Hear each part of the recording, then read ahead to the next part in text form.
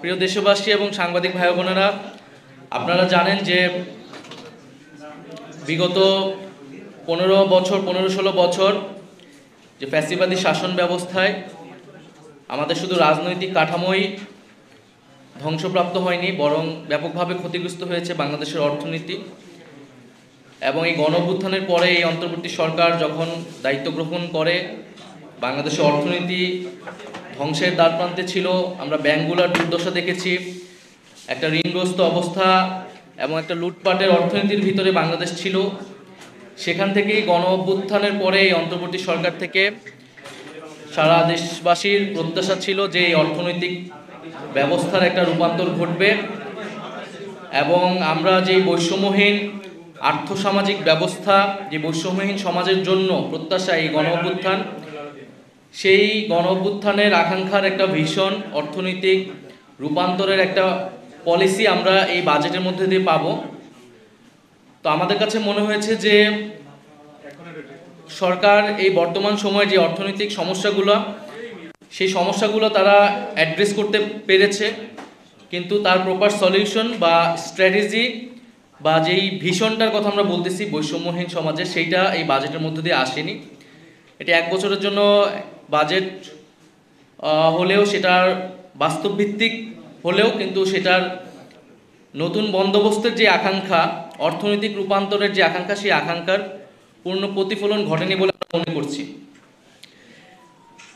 যেহেতু আগের যে অর্থনৈতিক কাঠামো, যে লুটপাটের অর্থনীতি এবং ঋণগ্রস্ত অবস্থা ছিল, সেই অর্থনৈতিক বাস্তবতায় সরকারকে পরিচালিত হতে হচ্ছে এবং বাজেট প্রণয়ন করতে হয়েছে। ফলে সেই কাঠামোর ভিতরেই এই বাজেটটা প্রণয়ন করা হয়েছে এবং সেই আগের অর্থনৈতিক কাঠামোর অনেক ছাপ এই বাজেটের মধ্যে দেখা যাচ্ছে। আমরা এই গণঅভ্যুত্থানের মধ্য দিয়ে তৈরি হওয়া যে নতুন বাংলাদেশ, সেখানে আমরা ভেবেছিলাম বা আমাদের আকাঙ্ক্ষা ছিল যে ধনী গরিবের যে আয় বৈষম্য, সেই আয় বৈষম্য কমে আসবে। কিন্তু এই বাজেটে আমরা সেই আয় বৈষম্য কমানোর তেমন কার্যকর উদ্যোগ দেখিনি। করদাতার সংখ্যা যেটি পূর্বে ছিল সেটি বিদ্যমান রয়েছে এবং যে সকল ব্যক্তি বা প্রতিষ্ঠান কর ফাঁকি দেয় তাদেরকে করের আওতায় আনার তেমন কার্যকর পদক্ষেপ আমরা দেখিনি। এর ফলে নিম্নবিত্ত এবং মধ্যবিত্তের উপর যেই চাপ ছিল, করের চাপ, সেটি কিন্তু অব্যাহত থাকবে। কিছু পণ্যের, নিত্য প্রয়োজনীয় পণ্যের কর কমানো হলেও আমাদের কিন্তু তাদের উপর যেই চাপ, সেই চাপ কিন্তু গুণগতভাবে আসলে কমবে না। দ্বিতীয়ত আমরা বলছি যে এই জুলাই গণঅভ্যুত্থান শুরু হয়েছিল বেকার সমস্যা থেকে, কর্মসংস্থানের আন্দোলন থেকেই কিন্তু এই গণঅভ্যুত্থানের সূত্রপাত।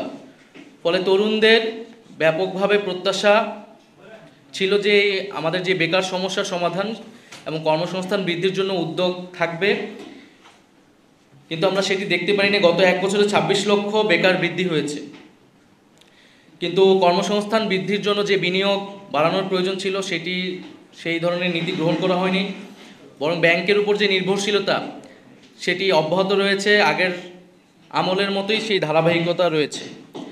ফলে এই বাজেট থেকে বা এই অর্থনৈতিক পলিসি থেকে আসলে যে কর্মসংস্থান বৃদ্ধি হবে বা বেকার সমস্যা নিরসন হবে কার্যকরভাবে, সেটা আমরা মনে করছি না।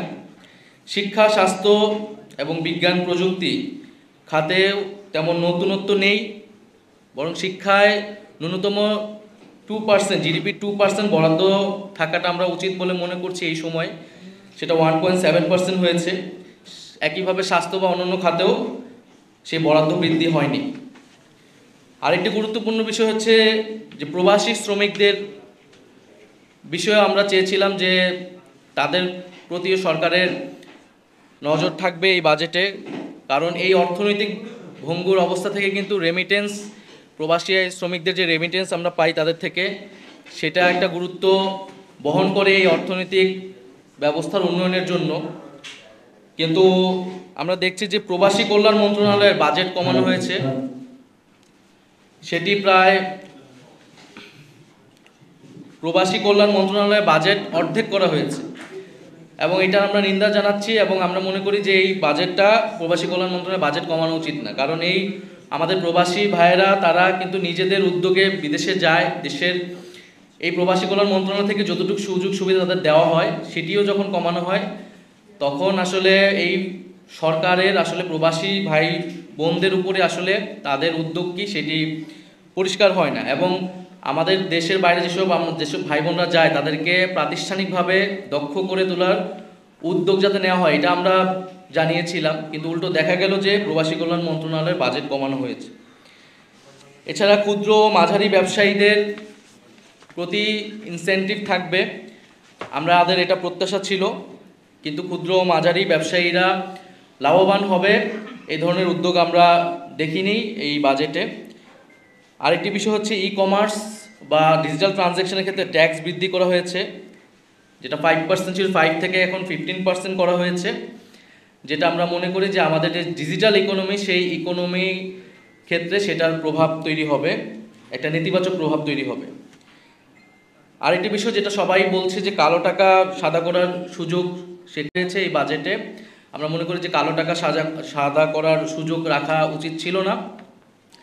এবং এটা তো একটা রেজিম চেঞ্জ হয়েছে, রেজিম চেঞ্জের পরে আসলে এই ইনসেনটিভ দিয়েও আসলে কালো টাকা যে সাদা করা খুব সম্ভব হবে সেটিও না। তাই এই জিনিসটা কালো টাকা সাদা করার সুযোগটা আসলে বন্ধ করা উচিত। আর সর্বোপরি যে জুলাই আহত শহীদ পরিবার এবং আহতদের জন্য 405 কোটি টাকা বরাদ্দ করা হয়েছে, আমরা এটাকে সাধুবাদ জানাই, কিন্তু আমরা বলবো যে এই টাকাটা যাতে যথাযথভাবে খরচ করা হয় এবং তাদের যে যথাযথ পুনর্বাসনের কথা আমরা বলতেছি সেই পরিকল্পনা মাফিক যাতে এই টাকাটা খরচ করা হয় এবং তাদের প্রতি যে প্রতিশ্রুতি দেওয়া হয়েছিল সেই প্রতিশ্রুতিগুলো যাতে দ্রুত সময়ের মধ্যেই পালন করা হয়। সার্বিকভাবে আমাদের বাজেট নিয়ে আমাদের এটাই দৃষ্টিভঙ্গি জাতীয় নাগরিক পার্টির।